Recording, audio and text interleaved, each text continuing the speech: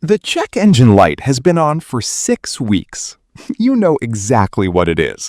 A loose gas cap sensor. The kind that triggers a warning light for nothing.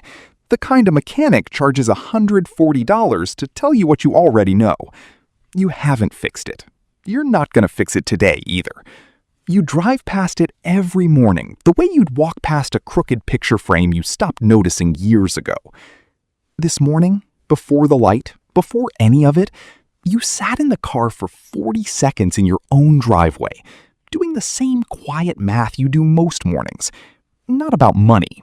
You stopped doing that kind of math a long time ago. But about time. Whether to take the long way to avoid the construction on 5th. Whether the loading zone downtown would be open before 8. This is the version of you the world gets to see. A man circling a parking garage for 4 minutes to avoid an $8 fee in a car that hasn't been silver in a decade. What the world doesn't get to see is the number sitting 40 minutes away in an account that came in this week at just over $40 million. Not 40 million in a story you'd tell at a dinner party. 40 million sitting quietly across holdings that produce more in a slow month than most people see in 3 years, attached to a man who still hasn't called the mechanic. The Corolla is a 2009, bought used in 2011, $9,400 cash, 186,000 miles and climbing. A crack in the rear bumper from a parking lot incident you can no longer remember the details of. The seats have that specific wear pattern of a car that has been someone's only car for 15 years. Because it has. You have never, once, in any year since, considered replacing it. Not out of stubbornness, out of the simple fact that it still starts every morning, still gets you everywhere you need to go, and has never once been the thing standing between you and anything you actually wanted. This morning, it carried you downtown, past a security desk where a man named Curtis checks your badge without looking up, into an elevator that took you to the 38th floor, a floor you don't work on, you own it. The 14th floor below it, too. 6 other buildings in 4 states. A logistics company nobody's heard of unless they've shipped through it. A controlling stake in a regional bank holding company that has never, in any filing that matters, had your name attached to it. You didn't get here the way people assume. There was no inheritance, no lucky break, no number that arrived all at once. Your father drove a delivery truck for 31 years. Your mother did alterations out of the house, pins in her sleeve, measuring tape always around her neck. You grew up watching every dollar get accounted for before it even arrived, and that watching became a habit you never unlearned. Not when the dollar stopped being something you needed to watch, and not now, 20 years later, with a number behind you that most people will never see in a lifetime. It started with a duplex at 26. 4 years of saving, every spare dollar funneled toward a down payment that, the week after closing, left you with $340 in checking and a job paying $58,000 a year. You drove the same car you'd had since you were 22. This car, the Corolla, to that job every day because the duplex was the plan and the car was never part of any plan that mattered. The duplex became a fourplex 4 years later, then a second fourplex, bought with savings this time. No fourplex sold off to fund it, just years of rent collected and reinvested, quietly, the way everything in your life has been quiet. By 34, you owned 10 units across 3 small properties and 1 commercial building nobody else wanted because the roof needed work you were willing to do yourself on weekends instead of paying someone else to do it. And through all of it, you had still never owned a car newer than this one. Because at some point, you understood something most people never get the chance to understand. The car was never going to be the thing that built anything. It was just the thing that got you to the things that did. There is a version of this story where you tell people. There isn't one where you do. Your neighbor Patricia, 2 doors down, asked you last spring if you needed help with anything. Gently, the way you ask someone you're worried might be struggling. She'd watched the Corolla sit in your driveway for years and assumed exactly what it was built to make her assume. You told her you were fine.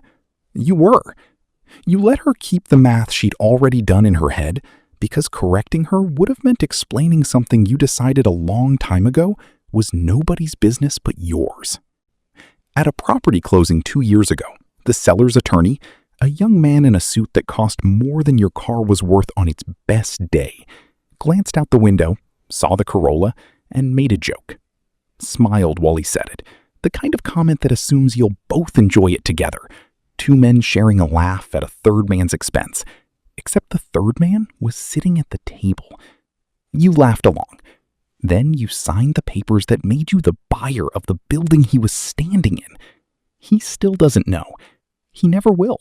Unless he reads about the sale in a filing he won't recognize your name on, either. Your own brother, Daniel, runs a small HVAC business 2 states away and has spent the better part of a decade quietly worried about you. Worried that the duplex you mentioned once, years ago, and never brought up again, meant the plan had stalled out somewhere you didn't want to admit to him. Last Thanksgiving, he offered, carefully, the way you offer money to someone you love and don't want to embarrass, to help you out if things ever got tight. You told him you were okay. You meant it more than he could have understood sitting across that table. There was a moment 8 years ago when you almost told him everything. Your father was sick. The hospital bills had reached the kind of number that breaks families that aren't yours. And you sat in a waiting room beside Daniel while he did payment plan math on his phone, voice low, trying to figure out which bill to call first. You had the full amount sitting in an account 40 minutes from that hospital. You paid it that night, quietly, through a channel that traced back to no name anyone in that family would recognize. Daniel still believes a hospital charity program covered most of it. You've never told him otherwise. Letting him believe that cost you nothing and gave him something you couldn't have given him any other way. The dignity of never knowing exactly how small the version of you he sees actually is, next to the one that exists. This is the part that never shows up in a spreadsheet. The $40 million didn't change this Tuesday. It didn't fix the sensor. It didn't make the parking garage circle any shorter, or make Curtis look up from his desk, or make the attorney's joke land any different in the room. What it changed is a Tuesday 20 years from now that you can't see yet.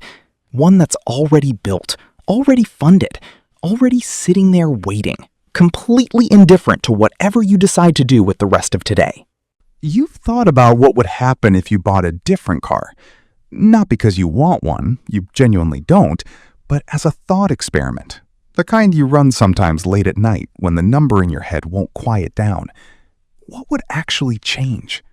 Curtis might look up. Patricia might stop offering. The attorney might never have made the joke in the first place. None of it would have made you a single dollar richer. All of it would have cost you the one thing that's quietly been the engine the entire time. Nobody adjusting how they treat you because nobody has the faintest idea what you're actually worth. The light is still on. You'll get it looked at eventually. Or you won't, and either way it was never the thing that mattered. The buildings are still collecting rent this morning, whether the sensor gets fixed or not. The bank holding company is still being run by people who have never once asked what you drive to work. The number is still 40 million, climbing the way it has for 2 decades, slow and quiet, inside a life built entirely around a car nobody would ever look at twice. That was always the plan. Nobody was ever supposed to look twice.